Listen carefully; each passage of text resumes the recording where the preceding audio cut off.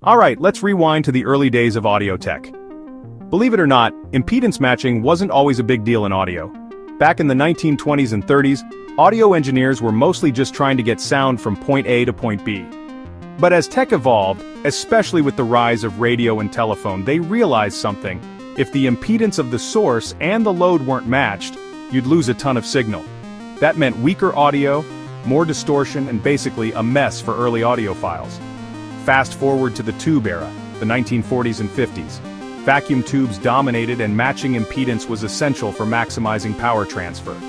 Audio gear from this time was packed with transformers, all to make sure the signal moved efficiently through every stage.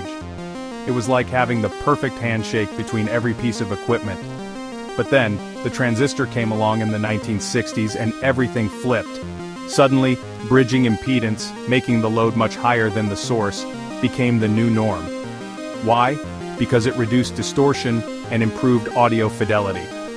Instead of squeezing every watt of power, the goal shifted to getting the cleanest signal, especially as home hi-fi systems got popular. Today, impedance matching is still important, but mostly in specific pro audio setups. Think microphones, guitars, or long cable runs.